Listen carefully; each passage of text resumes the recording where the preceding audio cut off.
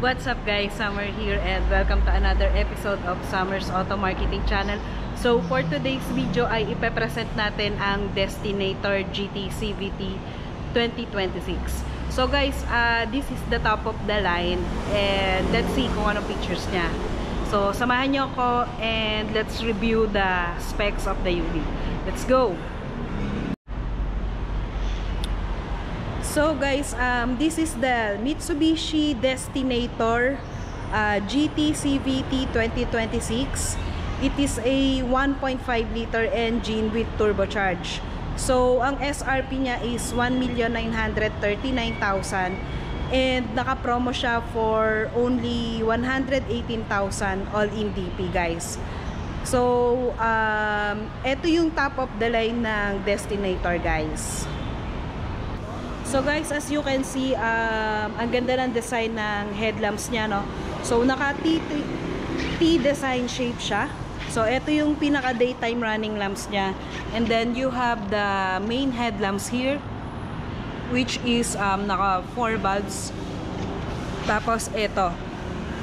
Then you have 4 eye sensor guys. So ito siya. And then you have also the LED fog lamps plus with a 360 camera or front camera guys. Then as you can see, maganda yung design niya. So maganda yung grills niya, no?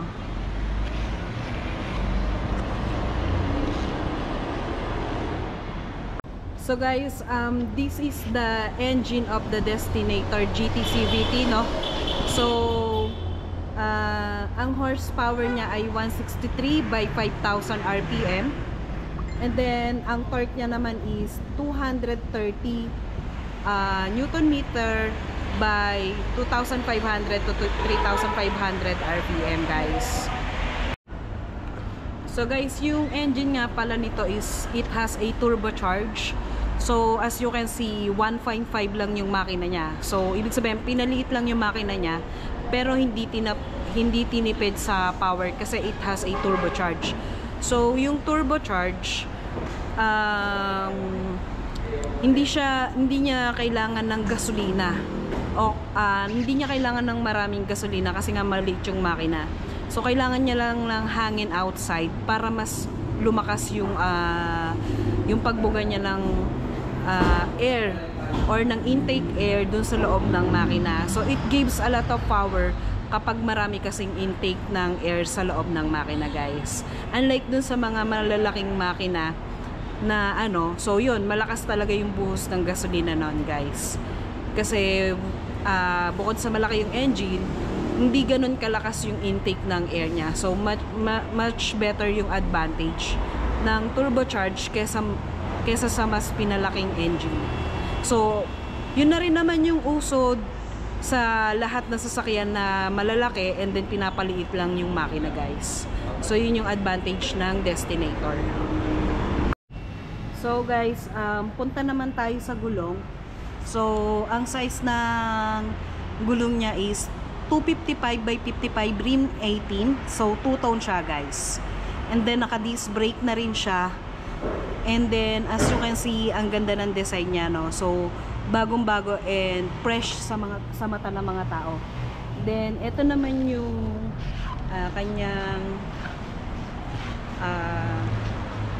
kanyang design sa side, no? As you can see guys, in the middle siya ng expander at saka ng Montero. Kumbaga ito ka-size to ng expander pero mas pinataas lang, mas pinabalky yung taas para mas mataas yung headroom guys. So guys, ito magandang design din yan, no? So pang top of the line yan, yung sa side molding yung tawag niya or side skirt. Tapos dito naman you have a keyless entry sa loob, and then you have the side camera also plus LED na rin yung signal light niya.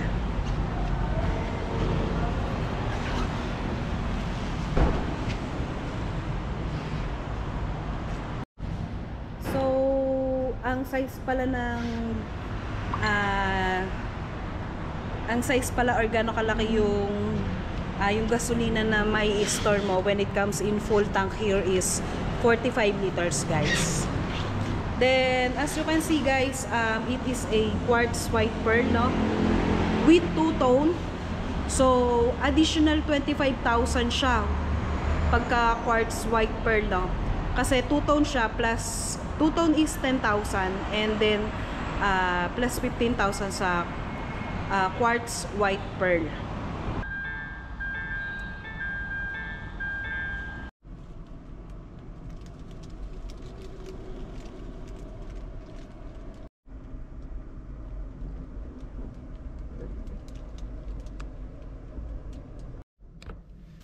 Ayan. So guys, as you can see, naka-digital display na yung meter cluster ng Destinator, no. Then dito naman sa kanyang steering wheel, it is a adaptive cruise control na guys, as you can see. So dito yung adaptive, and dito naman yung sa pag-play ng music or calls. Then leather type yung kanyang steering wheel with chrome design. Then dito naman you have 12.3 LED touchscreen where you can able to play Apple CarPlay and Android Auto wireless. And then dito naman yung design ng aircon, ang ganda guys. Then sa part naman na to, ayan, bali dito rin naman yung aircon. Yan yung mga switches ng aircon. Then you have the USB type A and type C. Then it has a wireless charging guys. Then dito mo naman makikita yung start and stop engine. Tapos yung ship na is a CVT, no, so walang speed yan. Then you have the drive modes like tarmac, rain,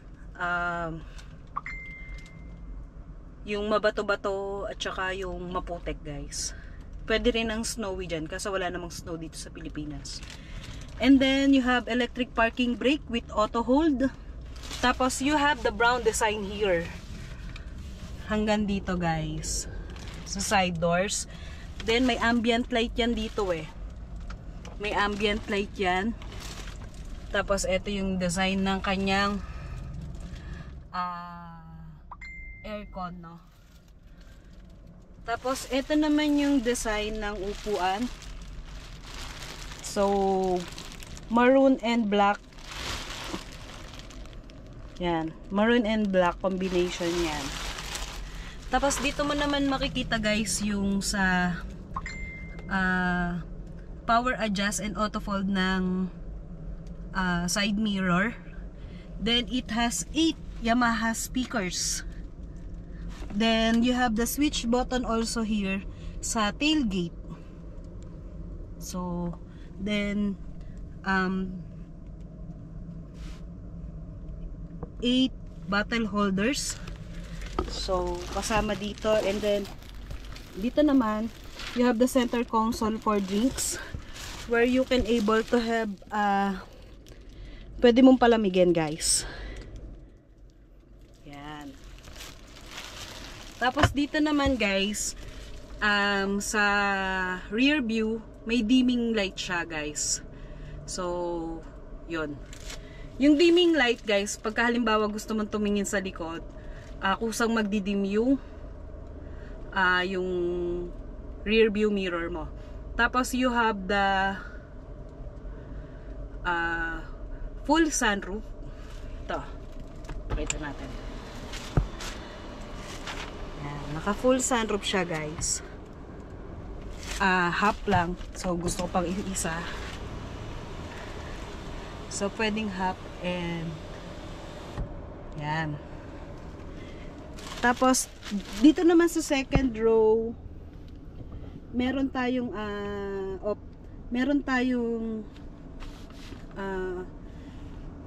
option for aircon, pwedeng laksan, pwedeng hinaan, and then you have 2 USB type A and type C. Tapos may lagayan ka din dito ng coin. Pwede rin cellphone, no? Tapos dito, may table ka and drinks. So, eto guys, usually nakikita to sa BMW and Mercedes-Benz. Yan. Tapos, dito naman, may document holder ka pa rin naman dito. Pwede rin lagayan ng cellphone. So, eto siya.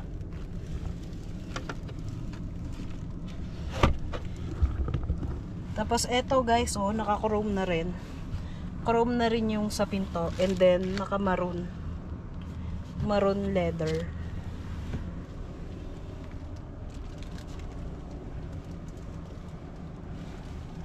So, lagyan natin ng cabin light. So, ayan, may cabin light ka na LED na rin, guys. Then, you have the aircon sa second row and third row, of course.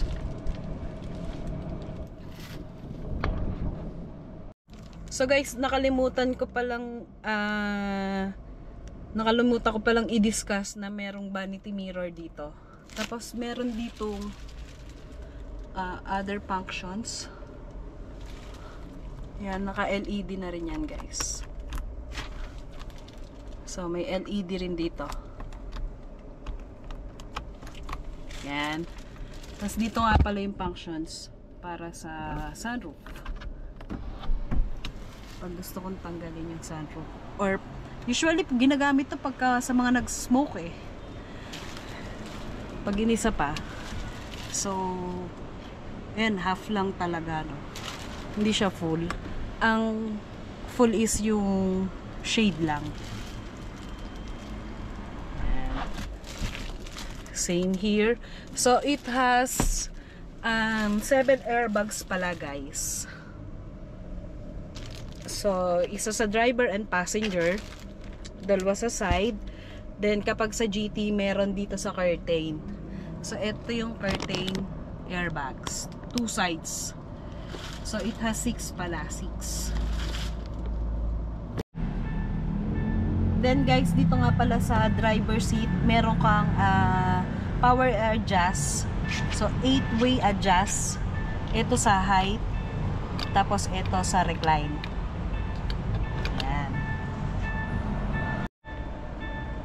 So, ito nga pala yung design ng second row and third row. Tapos guys, kung papasok kayo sa third row, you need to tumble this. So, naka-auto tumble na siya para makapasok ka sa third row. So, pwede dyan is 2 seats lang. 2 seats lang, and then may cup holders. Then, may USB. Type A and Type C. Nice. Sa third row. Then, tignan natin kung gaano kalaki ang space. So, ako 5 feet lang ako eh. So, ganyan siya kalaki. Then, sa ulo, mataas din naman, guys. Ito, may cabin light din siya sa third row. And, sobrang spacious niya, guys. Ang laki niya, oh. Sobrang laki niya pa. Ito pala pwedeng lagayan ng cellphone while charging, no?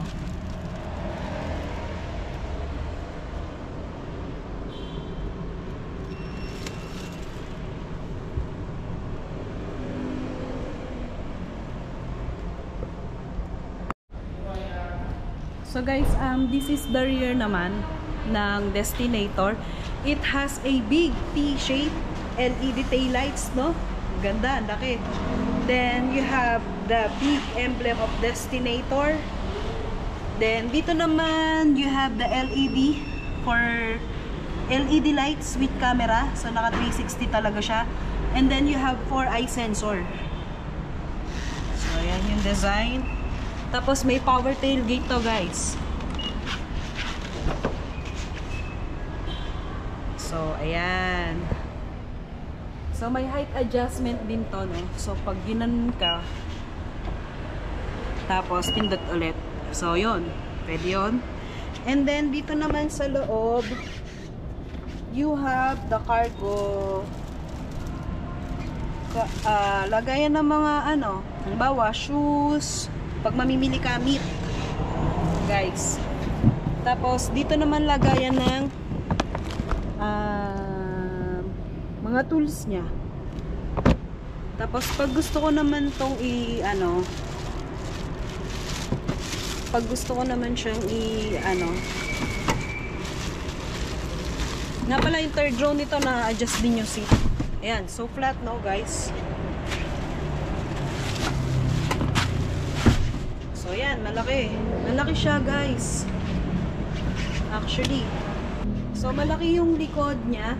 So kasya dito yung 4 large traveling bags guys. Nice, ang laki oh. So ayun.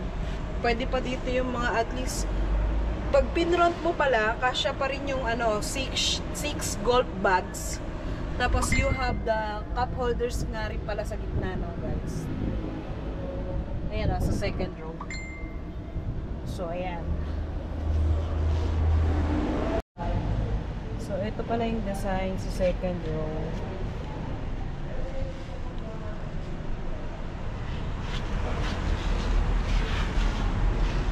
So, ayun guys, pag-usapan natin yung safety features ng sasakyan, no?